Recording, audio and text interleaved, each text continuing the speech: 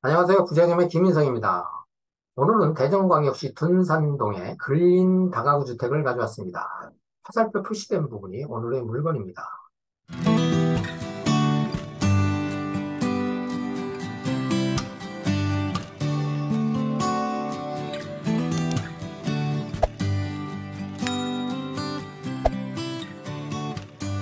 자, 위성으로 오늘의 물건 지리적 위치를 보니까 대전광역시청이 있고 서구청이 있고 대전지방법원, 대전시 중심 번화가입니다. 바로 중심 번화가 인근에 있는 다가구 주택입니다.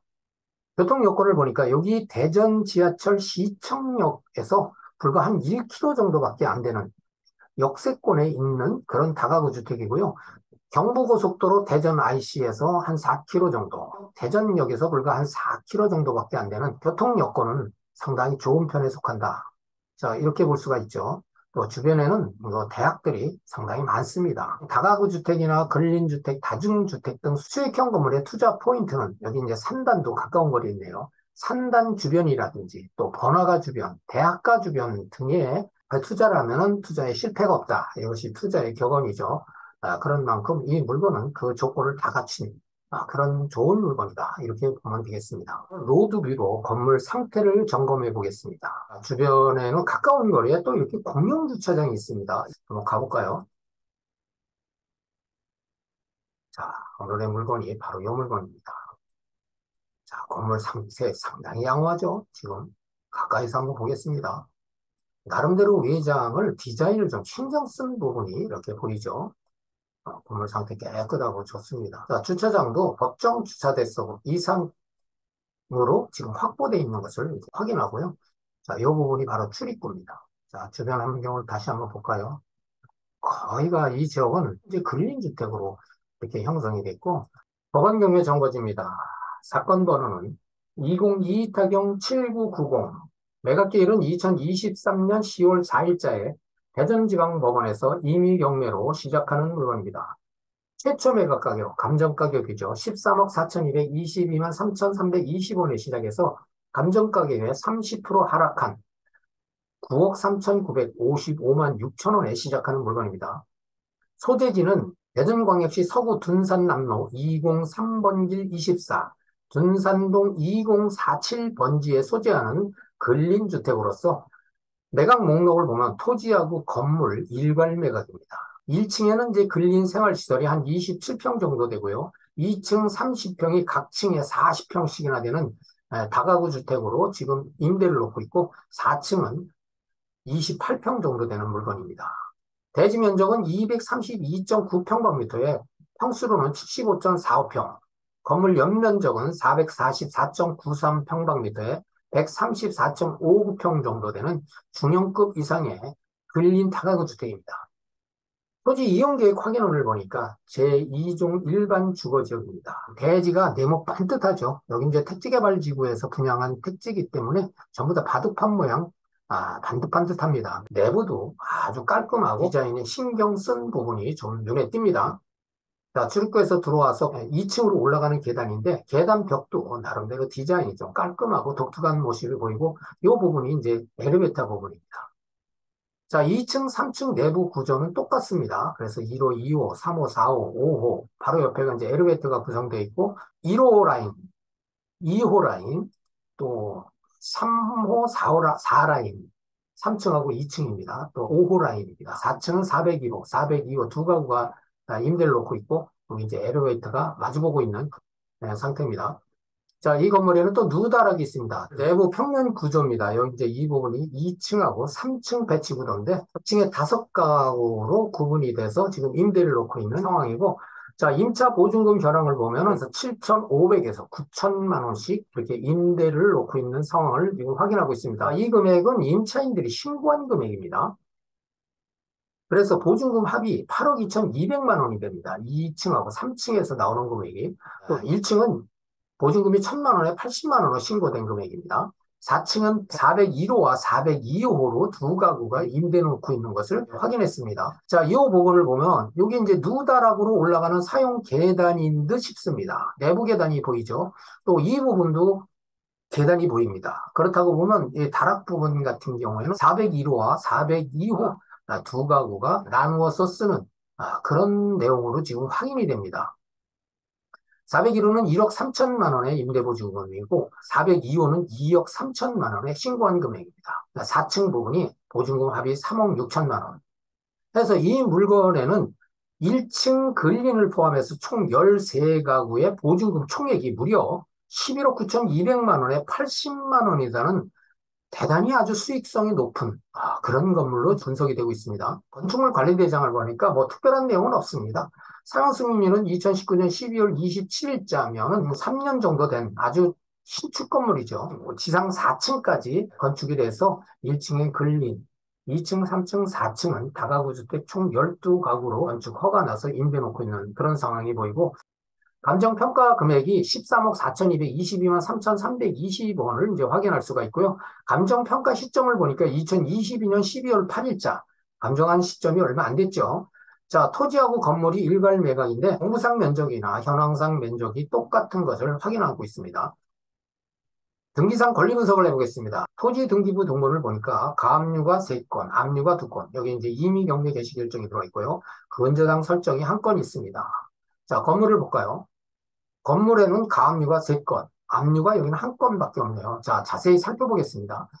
자, 오늘의 물건은 2021년 5월 28일자에 현 소유자가 소유권 이전을 받은 이래 임대 수익 중에 있다. 2022년 12월 1일 창신 새마을금고의 근저당권에 의해서 경매가 개시된 그런 물건입니다. 근저당 총액은 6억 1,200만 원이고 청구 금액은 4억 8,900만 8,351원에 상당합니다. 압류가 2건 있습니다. 토지하고 건물, 천안세무서와 동남구청에서 설정한 그런 압류고요. 가압류는 하나은행 외에 2건 있습니다. 총 3건이 설정돼 있고, 을굴안에 보니까 근저당이 1건, 창신 새마을금고죠. 바로 이제 앞에서 확인했던 그 금액이고요. 임차권이 302호, 303호, 205호에 이렇게 3건이 설정돼 있습니다. 자, 오늘 분석하는 물건은 말소 기준 권리가 2019년 12월 31일 창신 새마을금고의 근저당권으로서 이 근저당권 말소와 동시에 해당 갑구 을구에 설정된 모든 권리는 전부 소멸돼서 매수인이 인수하는 권리는 없는 깨끗한 물건이다. 자, 이렇게 등기상 권리가 분석이 됩니다. 매각물건 명세서상에서 임차인의 대항력 유무를 확인할 수 있는 최종적인 서류다. 이렇게 볼 수가 있습니다.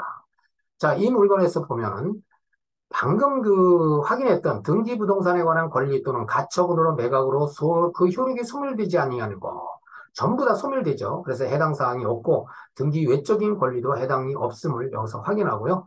또 비고란에 일괄 매각이고 옥상 누다락이 매각 대금에 포함된 것을 매각 물건 명세서에서 확인하고, 자, 임차인 현황을 분석해 보겠습니다. 지금 말소 기준 권리가 2019년 12월 31일자 해당 요구 종기일은 2023년 3월 6일자에 이렇게 설정이 되어 있는데, 멘차인들의 전입일자와 말소기준 권리의 접수 날짜와 비교를 해보니 여긴 전부 후순위 임차인입니다. 대항력 없는 임차인들이다. 그렇게 분석이 되고요. 표시를 한 요 부분 304호, 305호, 204호, 202호 부분은 중복으로 표기되어 있는 부분인데 권리자가 한국토지주택공사입니다. 중복으로 표기된 이 부분은 304, 305, 204, 202호는 이거는 별 의미도 없습니다. 그래서 여기는 이제 한국토지주택공사에서 권리 신고와 배당 요구를 했기 때문에 권리자는 한토공입니다. 자, 이 물건에는 최저 입찰 금액 기준으로 해서 배당받는 임차인들이 있습니다. 301호, 302호, 303호는 임차보증금 전액을 배당받고 400호로는 일부만 배당받는데 납찰 금액이 현 최저 입찰 금액보다 높은 경우에는 또 배당하는 임차인들이 생길 가능성이 충분하다. 자, 이렇게 분석이 됩니다. 자, 가격을 비교 분석해 볼까요? 자, 오늘의 물건 면적을 보면 232.9평방미터에 70.45평이 대지 면적이고 건물 연면적은 444.93평방미터, 134.59평을 확인했습니다.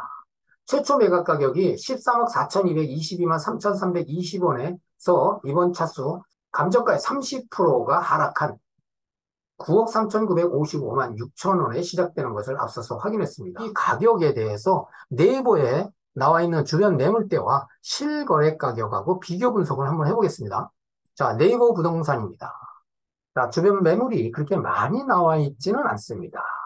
이 넓은 지역에 매물이 그렇게 많지는 않죠. 여기 물건 하나 볼까요? 자, 15개 나오는 매물이네요. 토지 면적 기준에서 2,274만 원의 매물이 나왔는데 사용 수익률이 2018년도고 또 다른 물건을 볼까요? 자, 여기도 매물이 나와 있습니다. 자, 13억이 나왔네요.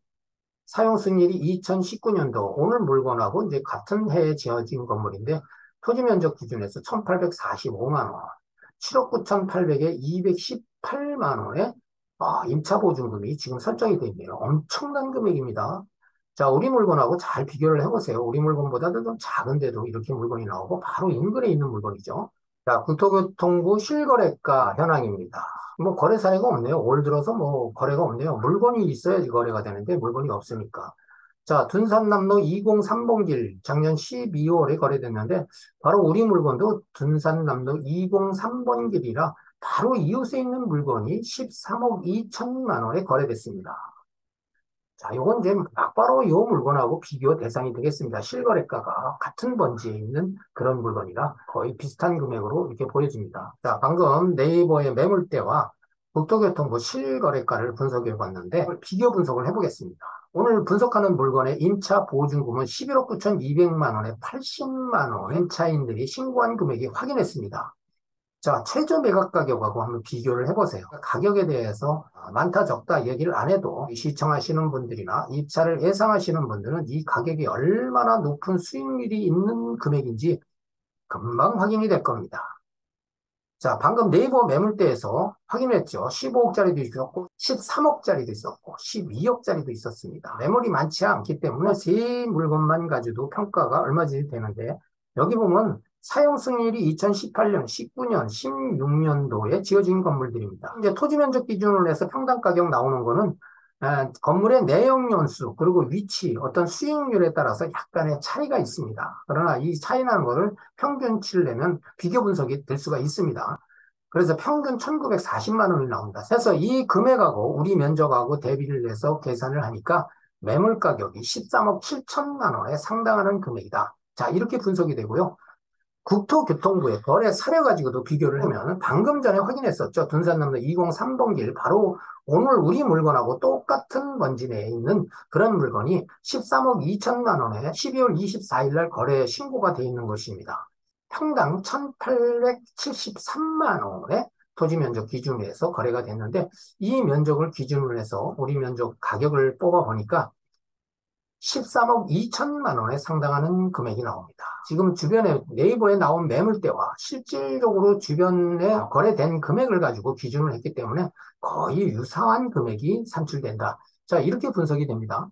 지금 객관적 금액으로 계산을 해본 금액이고 우리 시청자분들이나 또는 입찰을 예상하시는 분들은 나름대로 또 주관적으로 계산을 뽑아서 적정 입찰가, 가격 산정을 좀 해볼 필요가 있죠. 자, 오늘의 물건 권리분석 요약을 해보겠습니다. 매각 물건의 범위는 토지 및 건물이 일괄 매각으로 포함되어 있고요. 임차인 권리분석 13세대, 1층의 근린 점포를 포함해서 전부 대항력 없는 임차인으로 확인됐습니다. 그래서 임차 보증금에 대해서 매수인이 추가 부담금이 없고 등기부 등본상의 권리를 분석해 본 결과 매수인이 인수할 권리가 없음을 또 확인을 했습니다. 가격 분석 방금 해봤죠. 높은 임대 수익이 나오는 것을 계산을 해봤고 또 향후에 상당한 시세 차이까지도 기대할 수 있는 아주 매력적인 물건이다.